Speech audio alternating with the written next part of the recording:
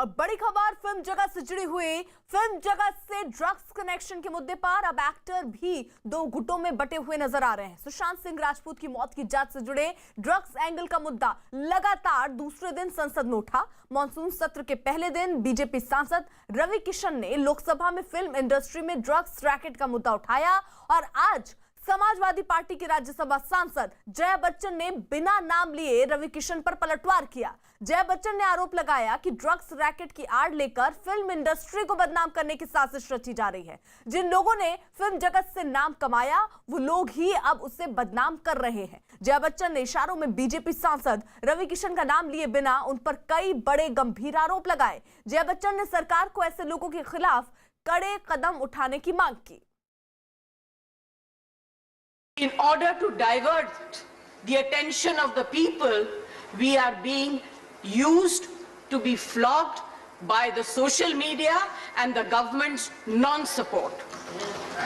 Sir, people who have made their name in this film industry have called it a gutter. I completely disagree and I really disassociate, and I hope the government tells these people who have made their earning, name and fame in this industry to stop using such language. I was really embarrassed and ashamed that yesterday one of our members in the Lok Sabha spoke who is from the industry against, I'm not taking a name, against the film industry. It's a shame. जिस थाली में खाते हैं उसमें छेद करते हैं। जया बच्चन के बयान से पहले कल रवि किशन ने लोकसभा में ड्रग्स का मुद्दा उठाते हुए कहा था कि फिल्म इंडस्ट्री में लोगों को जबरन नशे का शिकार बनाया जा रहा है। उन्होंने सरकार से इस मामले में कार्रवाई की भी गुहार लगाई थी। हम सब जानते हैं कि हमारे देश में ड्रग ट्रैफिकिंग, ड्रग एडिक्शन की समस्या बढ़ती जा रही है। हानिकारक दवाओं के सेवन के माध्यम से देश की युवा पीढ़ी को बर्बाद करने की साजिश रची जा रही है। मुझे दुख के साथ कहना पड़ रहा है कि इस साजिश में हमारे पड़ोसी मुल्कों का हाथ है। प्रतिवर्ष चीन और पाकिस्तान के रास्ते देश में भारी मात्रा में नशे की दवाइयों की तस्करी होती है, मंगाई जाती है, पंजाब के रास्ते, नेपाल के रास्ते। दुख की बात है कि इस प्रकार की गतिविधियां हमारी इंडस्ट्री के द्वारा भी, जहां पे स्टारों को देखा जाता है, उनको रोल मॉडल माना जाता है, तो मैं आपके माध्यम से केंद्र सरकार से आग्रह करता हूं, अपनी सरकार से, जो हिसाब से आज हम लोग एकदम इनको चारों तरफ पकड़ रहे हैं, तो ये सख्त कार्रवाई की जाए। In order to divert the attention of the people, we are being used to be flogged by the social media and the government's non-support. Sir, people who have made their name in this film industry have called it a gutter. I completely disagree and I really disassociate, and I hope the government tells these people who have made their earning, name and fame in this industry to stop using such language. I was really embarrassed and ashamed that yesterday one of our members in the Lok Sabha spoke who is from the industry against, I'm not taking a name, against the film industry. It's a shame. जिस थाली में खाते हैं उसमें छेद करते हैं। हमारे साथ हमारे दो सहयोगी इस वक्त जुड़ रहे हैं। विक्रांत यादव हमारे साथ दिल्ली से इस वक्त जुड़े हुए हैं, अभिषेक पांडे हमारे साथ मुंबई से इस वक्त। सबसे पहले विक्रांत का रुख, यानी विक्रांत, अब यहाँ जया बच्चन जो है वो कई आरोप लगाते हुए नजर आ रही है, जिसका जवाब भी रवि किशन ने दिया है। देखिए, बिल्कुल जिस तरीके से पूरा मामला उठा है, एक बात तो साफ हो गई है कि ड्रग्स के मुद्दे को लेकर के मुंबई फिल्म इंडस्ट्री में एक बड़े पैमाने पर विरोधाभास है। जिस तरीके से रवि किशन ने कल अपनी बात संसद में कही थी और उसके बाद आज भले ही जया बच्चन ने नाम रवि किशन का नहीं लिया, लेकिन उन्होंने साफ ये कहा कि जिस तरह से एक सांसद ने मामला लोकसभा में उठाया था वो इससे कतई इत्तेफाक नहीं रखते और साफ तौर पर मुंबई फिल्म इंडस्ट्री को बदनाम करने की कोशिश की जा रही है। तो हम ये साफ कह सकते हैं कि ड्रग्स के मुद्दे में एक फिल्म इंडस्ट्री, जिसको ये कहा जाता था, जिसके बारे में सब लोग कहते थे ये फिल्म इंडस्ट्री में काम करने वाले लोग कि वहां उसका कोई दीन धर्म नहीं होता, सभी एक लोग हैं, सभी एक है, इंडस्ट्री पूरी तरीके से एक है, वो भी अब इस मसले पर बट गई है और काफी तीखा हमला आज जया बच्चन की तरफ से किया गया था और उन्होंने साफ ये कहा कि कुछ लोग जानबूझ करके मुंबई फिल्म इंडस्ट्री को बदनाम करने की कोशिश कर रहे हैं। और जिस तरह से रवि किशन ने उसके बाद उनका जवाब दिया तो ये साफ दिखाई दे रहा है कि मुंबई फिल्म फिल्म इंडस्ट्री में इस पूरे एपिसोड को लेकर के जो सुशांत की कथित आत्महत्या के बाद शुरू हुआ था, उसके बाद से जिस तरह से फिल्म इंडस्ट्री के से जुड़े लोगों के बयान सामने आए, उसने पूरी तरीके से इंडस्ट्री को दो हिस्सों में बांटता हुआ दिखाई दिया है। हमारे साथ और इस संसद में जया बच्चन के आरोपों पर सांसद रवि किशन ने सफाई दी और कहा कि उनकी बातों को गलत तरीके से लिया गया। रवि किशन ने कहा कि उन्होंने फिल्म जगत में ड्रग्स के इस्तेमाल पर ऐतराज जताया और ये बताने की कोशिश की थी कि कैसे साजिश के तहत लोगों को नशे का आदी बनाया जा रहा है। रवि किशन ने कहा कि फिल्म इंडस्ट्री को ड्रग्स के जाल से बचाना चाहते थे, ना कि उसकी बदनामी करना चाहते हैं। रवि किशन ने यह भी कहा कि उन्होंने फिल्म जगत में सिर्फ कुछ लोगों के ड्रग्स लेने की बात कही थी, सभी लोगों की नहीं। रवि जी, कल आपने लोकसभा में ड्रग्स को लेकर, मुंबई में ड्रग्स को लेकर अपना भाषण दिया। आज राज्यसभा में जया बच्चन जी ने बात उठाई। उन्होंने आपका नाम नहीं लिया, लेकिन आपके भाषण का हवाला देते हुए कहा कि लोग जिस थाली में खाते हैं उसी में छेद करते हैं। मैं क्वाइट शॉक्ड हूँ। मैं जया जी की बड़ी इज्जत करता हूँ, बहुत सीनियर है। मुझे लगा था जया जी या और मेरे कलाकार लोग मेरा समर्थन करेंगे। मैं इंडस्ट्री के अपनी जनरेशन को बचाने की बात कर रहा था, मैं मेरे देश के युवाओं को बचाने की बात कर रहा था। मैं चाह रहा था कि मैडम आप मेरा समर्थन करेंगे। मैं उनकी इतनी इज्जत करता हूँ। हमने अभिषेक बाबू के साथ, अमित जी के साथ इतना काम किया, मैंने उस परिवार के साथ काम किया, बड़ा सम्मान उस परिवार हमको भी देता है। उन्होंने मेरी बातों को गलत समझा। मैं अपने आने वाली जनरेशन को, शायद मेरे बच्चे भी आएंगे इंडस्ट्री में, जया जी के परिवार के बच्चे भी आएंगे, तो क्या हम उनको कैसे माहौल में लाएंगे? यानी आपको ज़्यादा दुख इस बात का हुआ जो जया जी ने कहा कि आपका नाम भले ही नहीं लिया, लेकिन आपके भाषण का हवाला देते हुए कहा कि जिस थाली में खाते हैं उसी में छेद करते हैं। जया जी, मैं किसी थाली में ना कोई थाली हमको मिली, ना मुझे किसी ने खाना दिया, ना मैंने कभी छेद किया। पहली बात तो मेरा इतिहास जया जी है कि मैं स्वयंभू रहा हूँ। ज़िंदगी झंड बा फिर भी घमंड बा, मैं वही व्यक्ति हूँ। मुझे किसी ने ब्रेक नहीं दिया, ना मेरा कोई गॉडफादर रहा। मैंने कैसे काम पाया मैं जानता हूँ। फिर अपनी भोजपुरी इंडस्ट्री जो बंद हो चुकी थी जया जी, मैंने उसको दोबारा शुरू किया। मैंने अपने आप को ब्रेक दिया। अभिषेक भी हमारे साथ जुड़े हुए हैं। यानी अभिषेक, इस तरीके से देखें तो बॉलीवुड जो है वो दो गुटों में बटा हुआ नजर आ रहा है। बिल्कुल, बॉलीवुड में अब तक क्या था कि पूरे मामले में कहीं ना कहीं बॉलीवुड का एक बड़ा धक्का चुका, खास करके ऐसे स्टार्स चुप थे जो जिनका नेम फेम है काफ़ी ज़्यादा। लेकिन जया बच्चन के इस पूरे मामले में कूदने के बाद जिस तरीके से उन्होंने संसद में अपनी बात रखी है, कहीं ना कहीं ये बात साफ हो गई है कि बॉलीवुड के कुछ लोग हैं जो डिसएग्री करते हैं, खास करके उन लोगों के बयानों से जो पॉलिटिकली इन्फ्लुएंसेस बयान रहे हैं। खास करके जिस तरीके से ट्वीट सामने आ रहे हैं, जिस तरीके से ऑफ रिकॉर्ड बॉलीवुड के तमाम सारे स्टार्स बात कर रहे हैं, उसमें उन्होंने साफ कहा कि किसी एक व्यक्तिगत मैटर को लेकर, व्यक्तिगत किसी चीज़ों को लेकर के पूरे बॉलीवुड इंडस्ट्री को जिस तरीके से ट्वीट के जरिए, बयानों के जरिए बदनाम करने की कोशिश की जा रही है और खासकर पॉलिटिसाइज किया जा रहा है, इस पूरे मामले को राजनीतिक रंग दिया जा रहा है, वो ठीक नहीं है। अब तक जो इस बॉलीवुड को कहा जाता है। वहीं जया बच्चन के रवि किशन पर आरोपों के बीच बीजेपी नेता बाबुल सुप्रियो ने भी माना कि फिल्म जगत में ड्रग्स का इस्तेमाल होता है। हालांकि उन्होंने ये भी साफ किया कि सभी लोग फिल्म जगत में ड्रग्स नहीं लेते, लेकिन जो लोग इसमें फंसे हुए हैं उन्हें इस जहर से बाहर निकालना बेहद जरूरी है। बाबुल सुप्रियो के मुताबिक अगर अभी फिल्म जगत को ड्रग्स से बचा लिया गया तो आने वाले समय के लिए यह अच्छा होगा। बाबुल जी, कल हमने देखा संसद में रवि किशन जी ने ड्रग्स का मुद्दा उठाया, जो बॉलीवुड में ड्रग्स है। आज जया बच्चन जी की तरफ से बात उठाई गई और ये कहा गया कि जो लोग जिस थाली में खाते हैं उसी में छेद करते हैं। काफ़ी गुस्से में भी वो दिखी, बॉलीवुड को जिस तरीके से बदनाम किया जा रहा है। देखिए, सांसद में ये मुद्दा उठेगी, लोग बात करेंगे। ये बहुत एक हॉट टॉपिक है इस वक्त की और काफ़ी गंभीर मामला है, तो इसमें बारे में बातचीत होगी। किसने क्या कहा है उसके बारे में मैं कोई टिप्पणी नहीं करूंगा। मैंने सुबह एक ट्वीट किया था, मैं अभी भी वही चीज़ कहना चाहता हूं कि क्रिकेट में जब बेटिंग स्कैंडल सामने आया था, मुझे दोनों में काफ़ी एक सिमिलरिटी दिखती है। यहाँ पे भी बॉलीवुड में जो लोग हैं, ज़्यादातर लोग बहुत डिसिप्लिन्ड हैं। वो समय पे उठते हैं, समय पे सोते हैं, एक्सरसाइज करते हैं, डाइट सही करते हैं, पढ़ाई सही करते हैं, बेहतरीन फिल्में बनाते हैं, जिस वजह से आज दुनिया की सबसे ज़्यादा फिल्में बॉलीवुड बनाती है। और पूरी दुनिया में बॉलीवुड एक बहुत बड़ा मतलब क्या बोलूँ, एंटरटेनमेंट के लिए एक बहुत बड़ी, जो जिनको हिंदी समझ में नहीं आती है वो भी बॉलीवुड इंडियन सिनेमा देखते हैं। तो ऐसा कहना कि पूरा बॉलीवुड इसके साथ इन्वॉल्व है, क्रिकेट में जैसे सारे प्लेयर्स इन्वॉल्व नहीं थे, इसमें भी ऐसे नहीं है। वहीं महाराष्ट्र के पूर्व सीएम और बीजेपी नेता देवेंद्र फडणवीस ने भी रवि किशन का समर्थन किया और कहा कि फिल्म इंडस्ट्री में ड्रग्स रैकेट की जांच होनी चाहिए। देखिए, उन्होंने क्या कहा है इसकी तो मुझे जानकारी नहीं है, लेकिन जहां तक ड्रग का संबंध है और बॉलीवुड में जिस प्रकार से ड्रग की बातें बाहर आ रही है, इसकी पूरी जांच होनी चाहिए और इसको पूरे तरीके से खत्म किया जाना चाहिए। वहीं शिवसेना नेता संजय राउत ने जया बच्चन का बचाव करते हुए कहा कि कुछ लोग फिल्म इंडस्ट्री को बदनाम करने की कोशिश कर रहे हैं।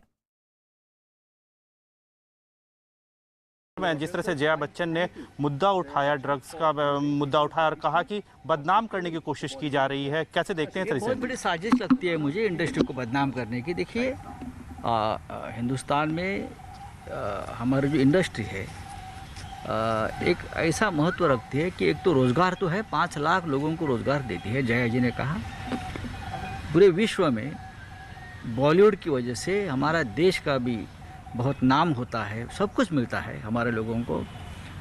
ऐसी इंडस्ट्री अगर 2-4 लोग बैठकर सड़क पर खड़े होकर बदनाम करते हैं तो सबसे पहले उसके ऊपर ज़्यादा ध्यान देना उचित नहीं, लेकिन मीडिया भी इतना उछाल लेता है सब, तो हमको भी जवाब देना पड़ता है। लेकिन सर, रवि किशन का यह कहना है कि वो चाहते हैं कि जो भी कुछ लोग हैं जो ड्रग्स लेते हैं उनका सफाया होना चाहिए। किसी ने क्या कहा है मुझे मालूम नहीं, मैंने जया बच्चन जी का बयान सुना और पूरा सदन, राज्यसभा एक सुर में जया जी के उस स्टेटमेंट से सहमति जताई, पूरे सदन ने, और मैंने भी उनका अभिनंदन किया। यानी अभिषेक, इस पूरे मामले पर जया बच्चन के समर्थन में शिवसेना उतर आई है।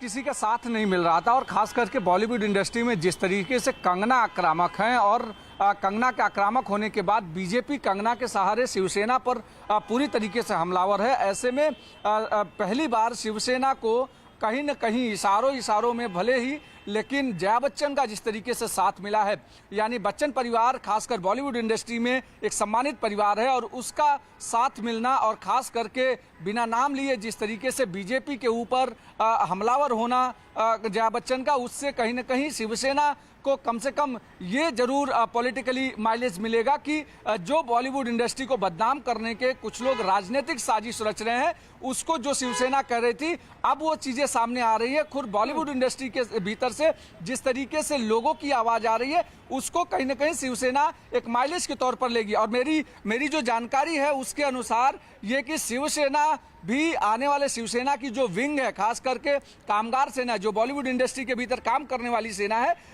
शिवसेना की शाखा है, उन सारी जगहों पर, उन सारे ब्रांचेस को भी बोला गया है कि ज्यादा से ज्यादा शिवसेना के सपोर्ट में समर्थन जुटाया जाए बॉलीवुड इंडस्ट्री से, ताकि जो है कंगना को अलग थलग किया। समर्थन में उतर आई है। वहीं फिल्म इंडस्ट्री के ड्रग्स कनेक्शन का मुद्दा संसद में उठने पर कंगना रनौत ने भी जया बच्चन के खिलाफ मोर्चा खोल दिया। कंगना ने पूछा कि अगर श्वेता बच्चन को ड्रग्स दिया जाता, उसके साथ बदसलूकी होती, तो भी क्या जया बच्चन ऐसी ही बातें करती? कंगना यही नहीं रुकी, उन्होंने जया बच्चन से पूछा कि अगर अभिषेक बच्चन के साथ फिल्म इंडस्ट्री में बुरा बर्ताव होता, वो खुदकुशी कर लेते, तो क्या वो तब भी ऐसी ही बातें करती? फिल्म इंडस्ट्री के ड्रग्स कनेक्शन का मुद्दा संसद में उठने पर कंगना रनौत ने जया बच्चन के खिलाफ मोर्चा खोला। कंगना रनौत ने एक ट्वीट कर जया बच्चन से सवाल किया कि जया जी, अगर मेरी जगह आपकी बेटी श्वेता को पीटा गया होता, ड्रग्स दिया गया होता और कम उम्र में ही उससे बदसलूकी की गई होती, क्या तब भी आप यही बातें कहती? अगर अभिषेक को डराया धमकाया जाता, प्रताड़ित किया जाता और एक दिन वो फंदे पर लटका मिलता, तब भी क्या आप यही बात कहती? हमारे साथ भी थोड़ी सहानुभूति रखिए। ये बात कंगना ने कही। कंगना ने दरअसल एक ट्वीट किया और सीधे सीधे जया बच्चन ने जो आज बात कही उसको लेकर निशाना साधा है। आनंद इस बीच हमारे साथ, हमारे सहयोगी इस वक्त जुड़ चुके हैं। यानी आनंद, जया बच्चन का बोलना इस पूरे मुद्दे पर, ये कहीं ना कहीं जो लोग, बड़े लोग, जैसा अभिषेक भी जिक्र कर रहे थे कि अभी तक एक धड़ा ऐसा था बॉलीवुड का जिसकी तरफ से कोई रिएक्शन नहीं आ रहा था, लेकिन अब जया बच्चन का ये कहना कि जिस थाली में खाते उसी में छेद करते, ये कई चीजों को खोल रहा है। ये देखिए बिल्कुल मामला राजनीतिक तूल तो पकड़ रहा है अर्पिता, लेकिन सच्चाई तो ये है कि बिल्कुल बॉलीवुड में ड्रग्स का बोलबाला है और इसके सबूत जो है धीरे धीरे तीनों जांच एजेंसियों के सामने आ रहे हैं। सबसे महत्वपूर्ण ये है कि सीबीआई, ईडी और नारकोटिक्स कंट्रोल ब्यूरो की तफ्तीश में अब नया एंगल ये आया है कि कोकीन और एमडीएमए जैसे ड्रग्स का भी इस्तेमाल हो रहा था। यानी कि सुशांत की मौत की जांच कर रही इन तीनों एजेंसियों को एक नया एंगल मिला है, जिससे तफ्तीश का दायरा और ज़्यादा बड़ा हो गया, क्योंकि इंटरनेशनल कार्टेल के तौर पर देखा जाता है कोकीन को। कोकीन एक उम्दा क्वालिटी की और काफ़ी महंगी ड्रग्स बताई जाती है।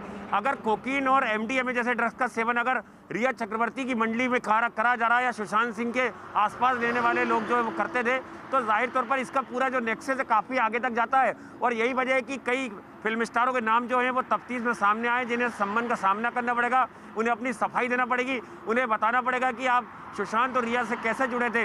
लेकिन बॉलीवुड में दो सिरे हैं जो अलग अलग बट गए हैं। एक जो है जो बॉलीवुड में इन सुशांत के पक्ष में खड़े हैं और दूसरे वही हैं जो कंगना रनावत को कटघरे में भी खड़ा कर रहे हैं या उनसे सवाल भी उल्टा कर रहे हैं। तो कहीं ना कहीं देखना तो ये होगा कि बॉलीवुड में जो जग जाहिर था कि यानी आनंद, जिस तरीके से अब बातें सामने आ रही हैं, एक तरीके से अब कंगना रनौत भी देखिए निशाने पर ले रही है। जया बच्चन पर निशाना साधने के बाद अब कंगना भी उनकी नाराजगी खत्म नहीं हुई है। उन्होंने एक के बाद एक कई ट्वीट्स किए जिनमें उन्होंने फिल्म इंडस्ट्री के तौर तरीके पर सवाल उठाए। और एक ट्वीट में कंगना ने लिखा, इंडस्ट्री सिर्फ करण जौहर या उनके पापा ने नहीं बनाई है, बाबा साहेब फाल्के ने लेकर हर कलाकार और मजदूर ने इसे बनाई है। उस फौजी ने जिसने सीमाओं को बचाया, उस नेता ने जिसने संविधान की रक्षा की, उस नागरिक ने जिसने टिकट खरीदा और दर्शक का किरदार निभाया। इंडस्ट्री करोड़ों भारतवासियों ने बनाई है। ये कंगना का अगला ट्वीट सामने आता है। कंगना यही नहीं थमी। एक्टर निखिल द्विवेदी के एक ट्वीट का जवाब देते हुए कंगना ने लिखा कि फिल्म इंडस्ट्री ने किसका निर्माण किया, आइटम नंबर्स का, अधिकतर वाहियात फिल्मों का, ड्रग्स कल्चर का, देशद्रोह और टेररिज्म का। बॉलीवुड पर दुनिया हंसती है, देश का हर जगह माहौल बनाया जाता है। पैसा और नाम तो दाऊद इब्राहिम ने भी कमाया, मगर इज्जत चाहिए, उससे कमाने की कोशिश करो, काली करतूतें छिपाने की नहीं। वही कंगना रनौत के जया बच्चन पर दिए बयान पर बीजेपी नेता बाबुल सुप्रियो ने उन्हें संभल कर बयान देने की नसीहत दी। तो बाबुल सुप्रियो ने ये बोला कि अपनी बात रखने का सबको अधिकार है, हर कोई स्वतंत्र है अपनी बात रखने के लिए, लेकिन क्या बोला जा रहा है उसके बारे में सोचकर बोलने की जरूरत उन्होंने जताई है। उन्होंने कहा है कि सभी को सोचकर बोलना चाहिए। कंगना रनौत इस पूरे मामले में बहुत ही मुखर रही हैं, उनके कई बयान भी सामने आए हैं। इस मामले में उन्होंने बहुत ही व्यक्तिगत टिप्पणी की जया बच्चन जी को लेकर। उन्होंने कहा कि अगर उनके बच्चों के नाम लेकर के कि अगर उनके साथ ऐसा होता तो क्या होता। तो इस तरीके की व्यक्तिगत टिप्पणियां भी सामने आ रही हैं। देखिए, किसी की व्यक्तिगत टिप्पणी में मैं कुछ नहीं कहूँगा, लेकिन मैं ये समझता हूँ, मैं जो पहले बोला हूँ आज भी यही कहूँगा कि बोलने की आज़ादी है, लेकिन everyone should think the talk. जब भी वो बात कर रहे हैं, वो क्या बोल रहे हैं, वो सिर्फ पॉलिटिशियंस के ऊपर ये रिस्पॉन्सिबिलिटी नहीं है कि सिर्फ वही सही बात करें। सारे लोग बॉलीवुड के लोग जो जिनके ऊपर क्वेश्चन मार्क है, जिनके ऊपर क्वेश्चन मार्क नहीं है, बॉलीवुड के बाहर के लोग और सेलिब्रिटीज़, सारे लोग जो है वो रिस्पॉन्सिबली बात करें। मीडिया अपना काम रिस्पॉन्सिबली करे। तो मेरे ख्याल से एक गंभीर विषय आने वाले दिनों में यूथ जो भारी तादाद में लोग बॉलीवुड में आते हैं, उनको लेकर सपना देखते हैं, वो डरेंगे नहीं, वो खामोखा इस दलदल में फंस नहीं जाएंगे। अभिषेक हमारे साथ जुड़े हुए हैं। अभिषेक, यानी अब देखिए कई लोग खुलकर सामने आ रहे हैं, कुछ कंगना के सपोर्ट में, तो जया बच्चन ने जो कहा कुछ उनके सपोर्ट में। बिल्कुल, बॉलीवुड अब पहले एक धड़ा जो हुआ करता था सिर्फ और सिर्फ बॉलीवुड हुआ करता था, लेकिन अब बॉलीवुड के भीतर कहीं ना कहीं उसके पीछे की जो वजह है वो दो चीज़ें हैं। पहला तो ये है कि जिस तरीके से बॉलीवुड के कई लोगों का इस्तेमाल राजनीतिक पार्टियां अपने चुनाव प्रचार के लिए करने लगी हैं, या बॉलीवुड के लोगों को जिस तरीके से टिकट दिया जाने लगा है, इससे कहीं ना कहीं एक बड़ा खेमा ऐसा है कि जिसको आने वाले समय में जो राजनीतिक महत्वाकांक्षा होती है उस पर भी इस्तेमाल होता है। क्योंकि छगन भुजबल ने अभी एक बात हुई, उन्होंने एक बयान दिया। छगन भुजबल महाराष्ट्र के एक बहुत सीनियर मंत्री हैं। उन्होंने कहा कि जब अभिनेता नेता बनने लगेगा तो इस तरीके की बयानबाजी और इस तरीके की दिक्कतें शुरू हो जाएंगी, और शायद यही वजह है कि जिस तरीके से बयानबाजी हो रही है। दूसरी महत्वपूर्ण चीज है कि मुंबई पुलिस ने खासकर कंगना के एक पुराने बयान का सहारा लेकर के जो कंगना रनौत पर जो बयान दिया था अध्ययन सुमन, शेखर सुमन के बेटे, उसको लेकर जांच शुरू कर दी है कि बॉलीवुड में ड्रग्स किस किस लेवल पे जाता है और कहां जाता है। यानी एनसीबी जहां इस पूरे मामले में रिया के एंगल से तपास कर रही है, इस जांच कर रही है, वहीं दूसरी तरफ अगर मुंबई पुलिस की बात करें तो वो कहीं ना कहीं कंगना के एंगल से जांच कर रही है। यानी साफ है कि अब बॉलीवुड में राजनीतिक जिस तरीके से हस्तक्षेप बढ़ा है, इस तरीके की बयानबाजी बढ़ी है और इसीलिए बॉलीवुड दो धड़ों में खड़ा है। विक्रांत, देखिए जया बच्चन के लिए अब सवाल ये उठा रहे हैं जो विपक्षी हैं या जो उनके सपोर्ट में नहीं है कि आखिरकार जो पहले से इतनी सारी चीजें चल रही थी, ड्रग्स कनेक्शन जो चल रहा था, उस पर उन्होंने खुलकर अपनी बात नहीं रखी, लेकिन उन्होंने जो आज अपना बयान दिया वो कहीं ना कहीं सियासत को और गर्म कर रहा है। बिल्कुल सियासत उठ रही है और एक भी चीज को सभी को समझना पड़ेगा कि जिस तरीके से मुंबई फिल्म इंडस्ट्री को लेकर के सवाल नहीं उठ रहे हैं, बल्कि इंडस्ट्री के एक धड़े में इस बात से, इसमें कोई छिपी हुई बात नहीं है कि मुंबई फिल्म इंडस्ट्री में कुछ लोग हैं जो ड्रग्स का इस्तेमाल करते हैं। ये एनसीबी की जांच में भी सामने आया है और ये पहले भी कई जांच एजेंसियों के सामने आता रहा है। ऐसा नहीं है कि दिल्ली जो मुंबई फिल्म इंडस्ट्री है वो उससे पूरी तरीके से अछूती है, लेकिन हमने देखा है कि सुशांत की कथित आत्महत्या के बाद से जो पूरा मामला शुरू हुआ था वो कहीं ना कहीं राजनीतिक मोड़ लेता चला गया और उसके बाद जिस तरीके से राजनीतिक बयानबाजी सामने आई उसको लेकर के पूरा विवाद शुरू हुआ है। लेकिन इस पूरे वाक्य से एक चीज साफ हो गई है कि अब मुंबई फिल्म इंडस्ट्री में इस पूरी बयानबाजी को लेकर जो राजनीति हो रही है उसे लेकर के एक भारी असंतोष है। दो गुटों में लोग बिल्कुल बटे हुए हैं, जो एक चाहता है कि पूरी तरीके से क्लींजिंग हो और दूसरे का यह मानना है कि मुंबई फिल्म इंडस्ट्री को जानबूझकर निशाना बनाया जा रहा है। ठीक है विक्रांत, रहिए आप हमारे साथ। फिल्म इंडस्ट्री में ड्रग्स रैकेट पर यह पूरा घमासान सुशांत सिंह की मौत के मामले की जांच से शुरू हुआ और अब ड्रग्स मामले की जांच कर रही एनसीबी ने शिकंजा और कस दिया है। रिया चक्रवर्ती से जुड़े लोगों ने ड्रग्स कनेक्शन में एनसीबी अब सिर्फ गांजा ही नहीं बल्कि कोकेन और एमडीएमए के इस्तेमाल की भी जांच कर रही है। एनसीबी के मुताबिक इस केस की जांच के दौरान यह पाया गया कि आरोपियों ने कोकीन और एमडीएमए का भी इस्तेमाल किया था। आनंद हमारे साथ जुड़े हुए हैं। यानी आनंद, अब इस एंगल से भी जांच हो रही है कि क्या कोकीन और एमडीएमए का भी इस्तेमाल हुआ?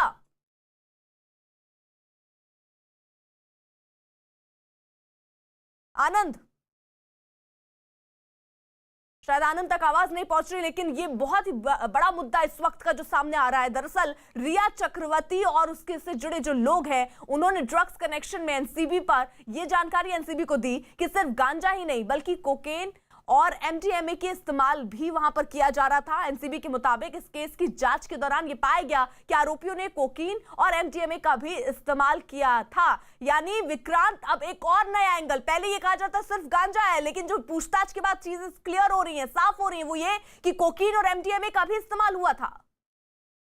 एनसीबी है उसकी जांच में सामने आया और एनसीबी सूत्रों से ये पता चल रहा है कि इस मामले में एमडीएमए और कोकीन, जिनको कहा जाता है कि ये एकदम हाई एंड ड्रग्स हैं, जिसको काफ़ी महंगी होती है, काफ़ी मुश्किल से ये लोग मिल पाती है और उसको पूरी तरीके से वहाँ पर यूज़ किया जाता था फिल्म इंडस्ट्री में। और इस पूरे गोरख धंधे में जो रिया और उनके करीबी लोगों के साथ जुड़ा हुआ मामला, उसमें भी इस्तेमाल होती थी। और अब एनसीबी पूरी तरीके से कड़ियों को जोड़ने में लगी हुई है कि आखिर कहाँ से, अगर ये लोग प्रोक्योर करते थे तो कहाँ से इनके पास आता था, और जो ड्रग पेडलर्स वहां पर घूम रहे थे जिनके जरिए ये पहुंचता था इनके पास, आखिरकार उन तक ये कहां से पहुंचता था। तो ये पूरा गोरख धंधा जो है, इसको अब मकड़जाल को तोड़ने में एनसीबी की अधिकारी लगे हुए हैं और एनसीबी अधिकारियों का ये भी कहना है कि उन्हें कई अहम जानकारियां इस पूरे गोरख धंधे के बारे में लगी हैं। अभी तक कई पेडलर्स के बारे में उन्हें जानकारी मिली है, लेकिन उन पेडलर्स तक कैसे ये ड्रग्स पहुंचती थी और अगर कोकीन जैसी ड्रग्स भी इस्तेमाल हो रही थी, जिसके बारे में कहा जाता है कि काफी महंगी ड्रग्स है, वो भी इस्तेमाल हो रही थी, तो आखिर वो मुंबई तक कैसे पहुंचती थी और मुंबई तक लाने का जरिया क्या था? यानी आनंद, पहले तो ड्रग्स कनेक्शन सामने आता है, ये होता है कि गांजा पिया गया, लेकिन फिर कोकीन और एमडीएमए का भी जिक्र किया गया पूछताछ में, जो बातें सामने आई हैं, और उसी के साथ साथ कई नाम भी अब सामने आ रहे हैं। देखिए अर्पिता, बिल्कुल तीनों जांच एजेंसियों को यह जानकारी मिली है कि कोकीन और एमडीएमए का भी इस्तेमाल हो रहा था। जो पूरी रिया की जो ड्रग्स मंडली थी या सुशांत से जुड़े लोग थे, वो न केवल इसका उपयोग कर रहे थे, इसका इस्तेमाल कर रहे थे, बल्कि इसके ट्रांसपोर्टेशन में भी शामिल थे। तो जांच का सिरा जो है काफ़ी आगे तक बढ़ चुका है और कोकीन और एमडीएमए का अगर जिक्र आ रहा है तो जाहिर तौर पर यह चेन काफ़ी लंबी जाएगी। कौन कौन लोग इसमें जुड़े थे, इसमें शामिल सुशांत के आसपास थे, रिया चक्रवर्ती से जिनका मिलना जुलना था, उन तमाम लोगों को भी वेरीफाई किया जाएगा।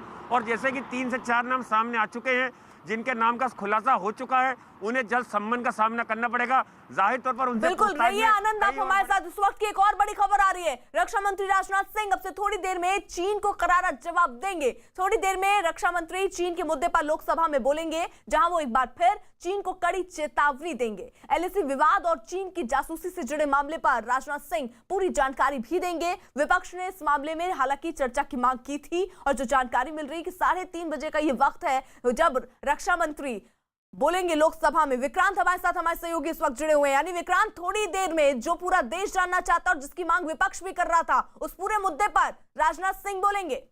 देखिए, बिल्कुल रक्षा मंत्री का बयान सामने आएगा, वो स्टेटमेंट देंगे और लद्दाख पर वर्तमान स्थिति क्या है इस विषय पर उनका बयान होगा। और ये कल ही जो लोकसभा का जो अगले दिन का कामकाज का ब्यौरा आता है उसमें साफ हो गया था कि रक्षा मंत्री की तरफ से ये बयान दिया जाएगा। तो निश्चित तौर पर ना सिर्फ विपक्ष को बल्कि पूरे देश को भी इस बयान का इंतजार है, क्योंकि कई तरह की बातें सामने आ रही हैं।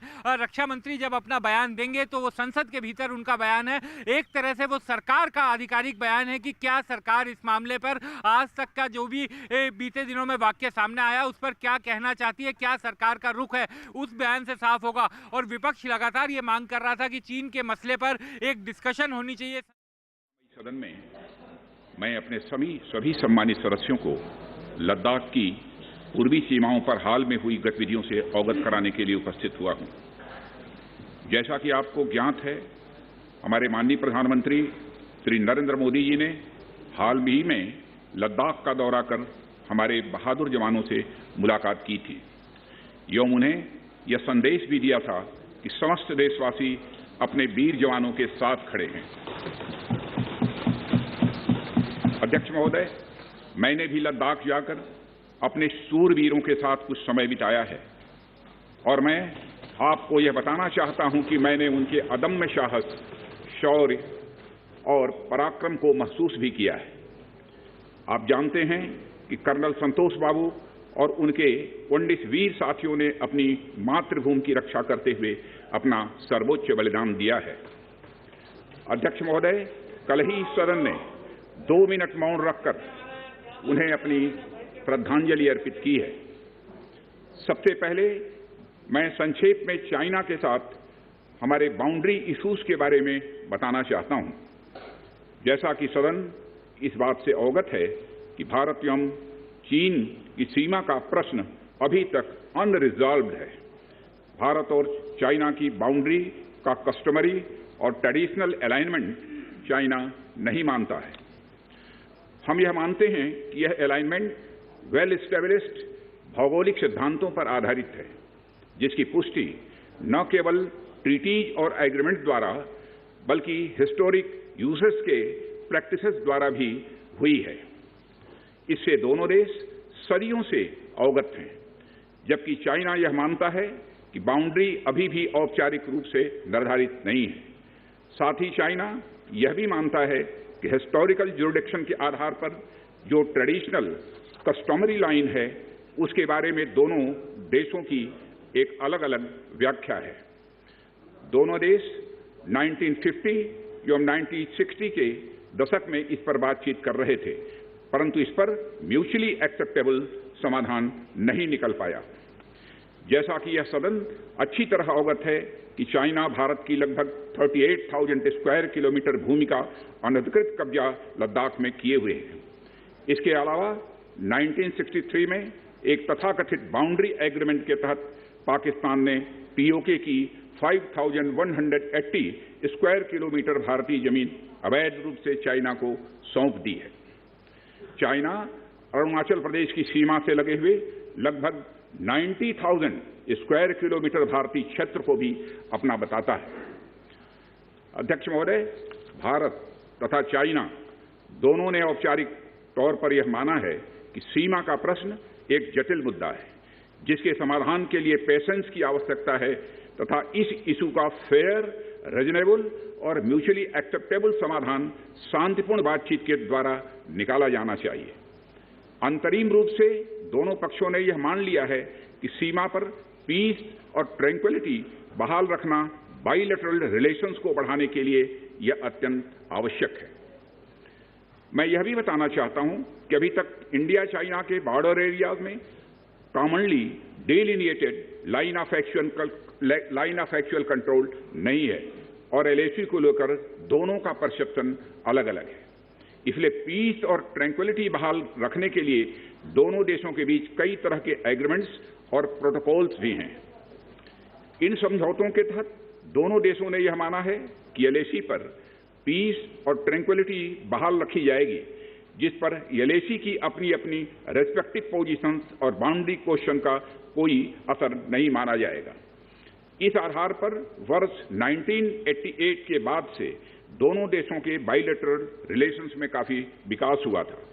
भारत का मानना है कि बाइलेटरल रिलेशंस को विकसित किया जा सकता है तथा साथ ही साथ बाउंड्री मुद्दे के समाधान के बारे में भी चर्चा की जा सकती है, परंतु LAC पर पीस और ट्रैंक्विलिटी में किसी भी प्रकार की गंभीर स्थिति का बाइलेटरल रिलेशंस पर निश्चित रूप से असर पड़ेगा। अध्यक्ष महोदय, वर्ष 1993 और 1996 के समझौते में इस बात का जिक्र है कि LAC के पास दोनों देश अपनी सेनाओं की संख्या कम से कम रखेंगे।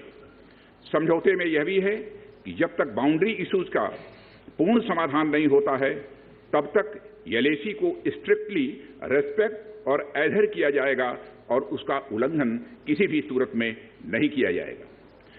इन समझौतों में भारत व चाइना LAC के क्लैरिफिकेशन द्वारा एक कॉमन अंडरस्टैंडिंग पर पहुंचने के लिए भी कमिटेड हुए थे। इसके आधार पर 1990 से 2003 तक दोनों देशों द्वारा LAC पर एक कॉमन अंडरस्टैंडिंग बनाने की कोशिश की गई, लेकिन इसके बाद चाइना ने इस कार्रवाई को आगे बढ़ाने पर सहमति नहीं जताई। इसके कारण कई जगहों पर चाइना तथा भारत के बीच LAC परसेप्शंस में ओवरलैप है। इन क्षेत्रों में तथा बॉर्डर के कुछ अन्य इलाकों में दूसरे समझौतों के आधार पर दोनों की सेनाएं फेस ऑफ आज की स्थिति का समाधान निकालती हैं, जिससे कि शांति कायम हो।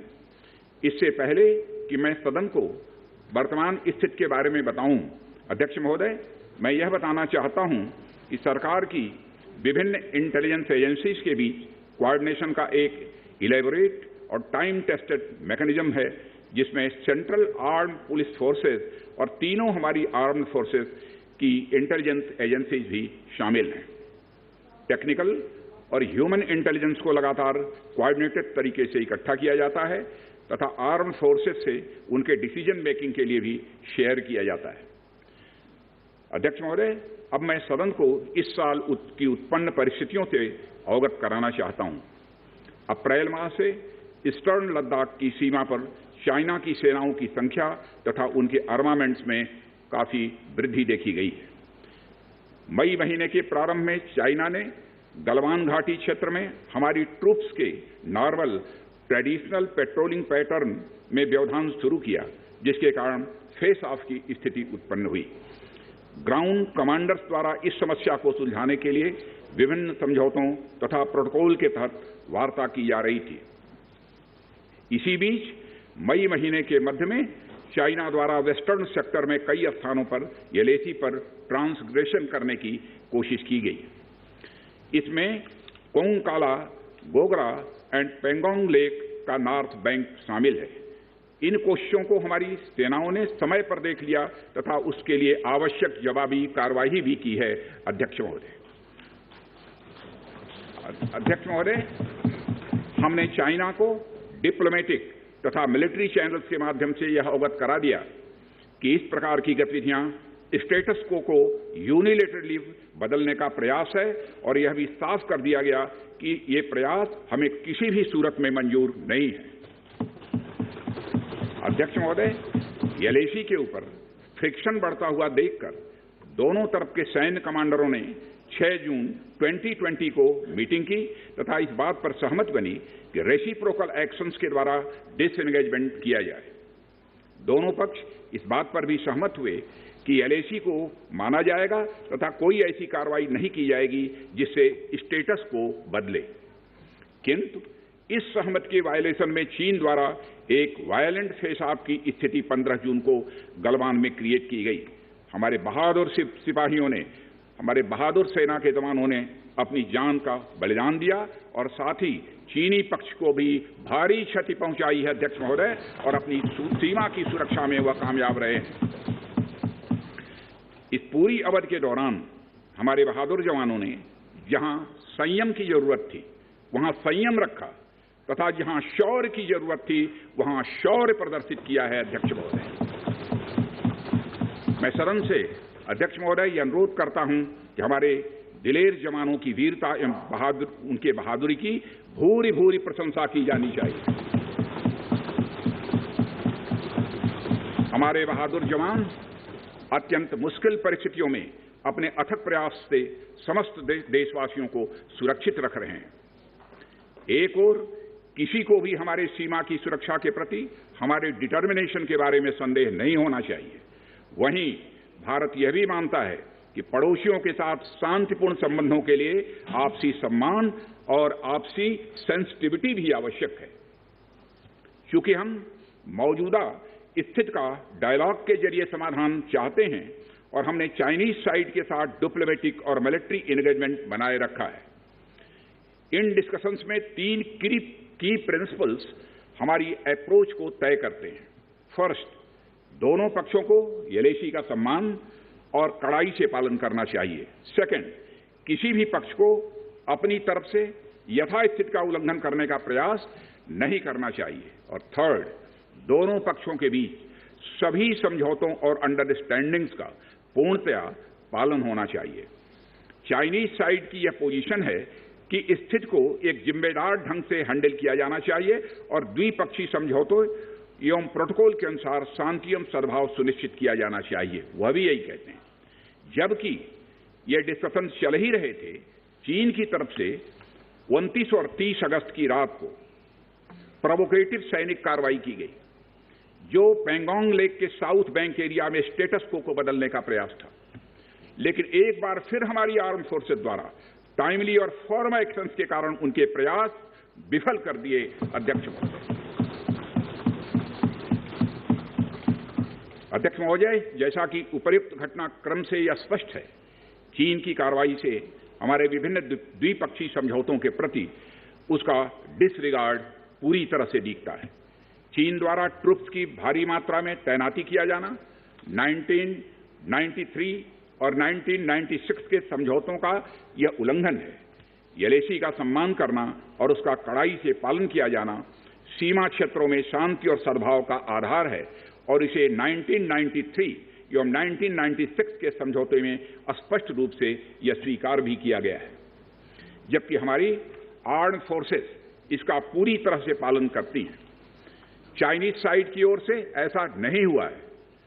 उनकी कार्रवाई के कारण एलएसी के आसपास समय समय पर फेस ऑफ्स और फ्रिक्शंस भी पैदा हुए हैं। जैसा कि मैंने पहले भी उल्लेख किया, इन समझौतों में फेस ऑफ की स्थिति से निपटने के लिए विस्तृत प्रोसीजर्स और नॉर्म्स भी निर्धारित हैं। तथापि इस वर्ष हाल की घटनाओं में चाइनीज फोर्सेस का वायलेंट कंडक्ट सभी म्यूचुअली एग्रीड नॉर्म्स का पूरी तरह से उल्लंघन है। अभी की स्थिति के अनुसार चाइनीज साइड ने एलएसी और अंदरूनी क्षेत्रों में बड़ी संख्या में सैनिक टुकड़ियां और गोला बारूद मोबिलाइज किया हुआ है। पूर्वी लद्दाख और गोगरा और कोंकला और पेंगोंग लेक का नॉर्थ और साउथ बैंक पर कई फ्रिक्शन एरियाज हैं। चीन की कार्रवाई के जवाब में हमारी आर्म्ड फोर्सेज ने भी इन क्षेत्रों में उपयुक्त काउंटर डिप्लॉयमेंट्स किए हैं अध्यक्ष महोदय, ताकि भारत के सिक्योरिटी इंटरेस्ट को पूरी तरह से सुरक्षित रखा जा सके। अध्यक्ष महोदय, मैं सदन को आश्वस्त रहना चाहिए कि हमारी आर्म्ड फोर्सेज इस चुनौती का सफलतापूर्वक सामना करेंगी और हमारी आर्म्ड फोर्सेज साथ ही साथ जिस प्रकार की उनके द्वारा आज भी कार्रवाई की जा रही है, जिस प्रकार से सीमा की रक्षा की जा रही है, हम सबको हमारी आर्म फोर्सेज के ऊपर गौरव है अध्यक्ष महोदय, गौरव की अनुभूति होती है। अभी जो स्थिति बनी हुई है उसमें सेंसिटिव ऑपरेशनल इश्यूज शामिल हैं। इसलिए मैं इस बारे में ज्यादा ब्यौरा का खुलासा यदि करना चाहूं तब भी नहीं कर सकता हूं अध्यक्ष महोदय, यह हमारी एक सीमा है और मैं आश्वस्त हूं यह सदन हमारी इस सेंसिटिविटी को भी समझेगा। और अध्यक्ष महोदय, मैं कोविड-19 के चैलेंजिंग समय में हमारी आर्म्ड फोर्सेस और आईटीबीपी के तेजी से डिप्लॉयमेंट हुई हैं और उनके प्रयासों को एप्रिशिएट किए जाने की जरूरत है। और यह इसलिए भी संभव हुआ है क्योंकि सरकार ने पिछले कुछ वर्षों में बॉर्डर इंफ्रास्ट्रक्चर के विकास को काफी अहमियत दी है। सदन को जानकारी है कि पिछले कई दशकों में चीन ने बड़े पैमाने पर इंफ्रास्ट्रक्चर एक्टिविटी शुरू की है, जिनसे बॉर्डर एरिया में उनकी डिप्लॉयमेंट क्षमता भी बढ़ी है। इसके जवाब में हमारी सरकार ने भी बॉर्डर इंफ्रास्ट्रक्चर के विकास के लिए अपना काफी बजट बढ़ाया है, जो पहले से दोगुना से भी अधिक है। इसके फलस्वरूप बॉर्डर एरियाज में काफी रोड्स और ब्रिजेज भी बने हैं। इससे न केवल लोकल पॉपुलेशन को जरूरी कनेक्टिविटी मिली है, बल्कि हमारी आर्म्ड फोर्सेस को बेहतर लॉजिस्टिकल सपोर्ट भी मिला है। ओके।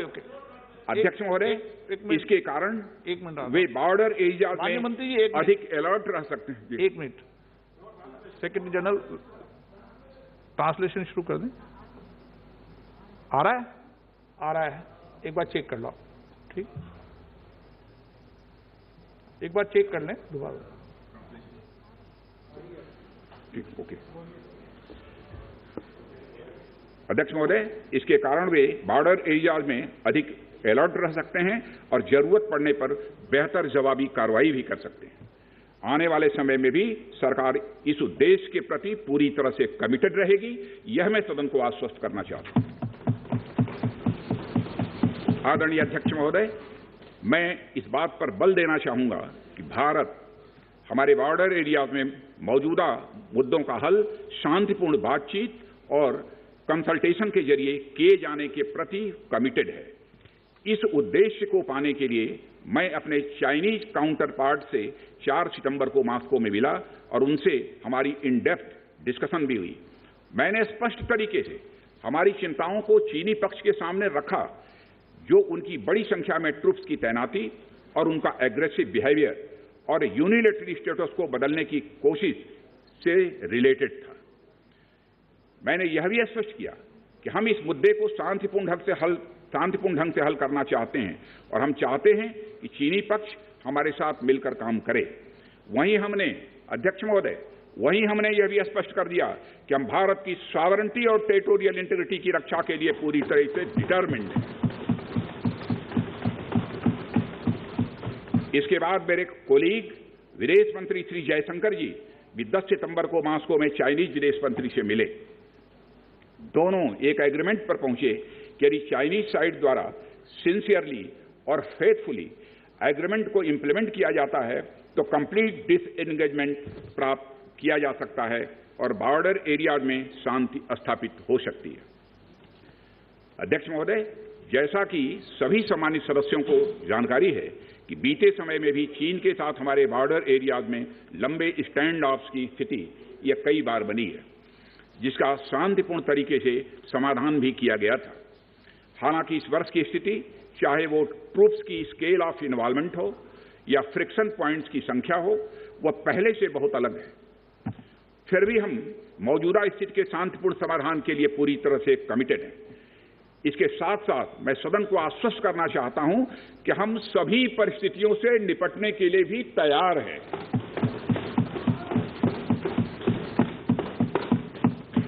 अध्यक्ष महोदय, इस सदन की एक गौरवशाली परंपरा रही है।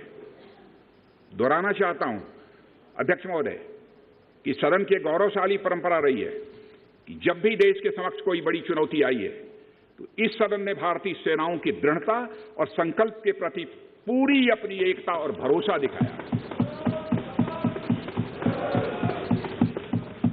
साथ ही सीमा क्षेत्र में तैनात अपने बहादुर सेना के जवानों के शौर्य, पराक्रम और सीमा की सुरक्षा के प्रति उनकी प्रतिबद्धता पर पूरा इस सदन ने विश्वास व्यक्त किया है। अध्यक्ष महोदय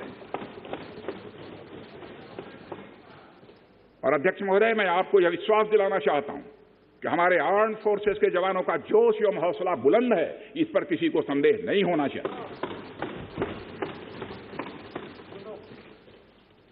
माननीय प्रधानमंत्री जी के बहादुर जवानों के बीच जाने के बाद हमारे कमांडर तथा जवानों में यह संदेश गया है कि देश के 130 करोड़ आदिवासी जवानों के साथ खड़े हैं।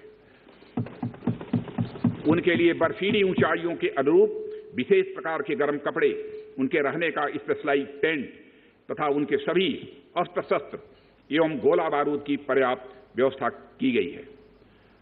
अध्यक्ष महोदय, हमारे जवानों का यह संकल्प सराहनीय है कि दुर्गम ऊंचाइयों पर जहां ऑक्सीजन की कमी है तथा तापमान शून्य से नीचे है, उनके उत्साह में कोई कमी नहीं आती है और वे सियाचिन, कारगिल और आदि ऊंचाइयों पर अपना कर्तव्य इतने वर्षों से लगातार निभाते आ रहे हैं। और अध्यक्ष महोदय, मुझे इस गौरवमयी सदन के साथ यह साझा करने में यह कतई संकोच नहीं है कि लद्दाख में हम एक चुनौती के दौर से गुजर रहे हैं और मैं इस सदन से यह आग्रह करना चाहता हूं कि हमें एक रेजोल्यूशन द्वारा पारित करना चाहिए कि हम अपने वीर जवानों के साथ कदम से कदम मिलाकर खड़े हैं। पूरा सदन अपने वीर जवानों के साथ कदम से कदम मिलाकर खड़ा है, जो कि अपनी जान की, अपनी जिंदगी की बगैर परवाह किए हुए देश की चोटियों की ऊंचाइयों पर विषम परिस्थितियों के बावजूद हमारी भारत माता की वह रक्षा करते हैं। यह समय है जब यह सदन अपने सशस्त्र सेनाओं के साहस और वीरता पर पूर्ण विश्वास जताते हुए उनको यह संदेश भेजे कि यह सदन और सारा देश सशस्त्र सेनाओं के साथ है, जो भारत की संप्रभुता और अखंडता की रक्षा में लगातार जुटे हुए हैं। इन्हीं शब्दों के साथ अध्यक्ष महोदय, मैं अपना निवेदन समाप्त करता हूं। आइटम नंबर 11, महासचिव। तो राजनाथ सिंह को आप सुन रहे थे। कई महत्वपूर्ण विषय जो आज देश के सामने भी है कि आखिरकार स्थिति क्या है, चीन ने क्या घुसपैठ की या उसकी कोशिश की और भारत का स्टैंड क्या रहा, उन तमाम मुद्दों पर खुलकर उन्होंने अपनी बात रखी और ये भी इस बात के साथ जाहिर कर दिया कि भारत पूरी मुस्तैदी के साथ सीमा पर डटा हुआ है और चीन जो है वो अपनी नापाक हरकतों पर लगा हुआ है।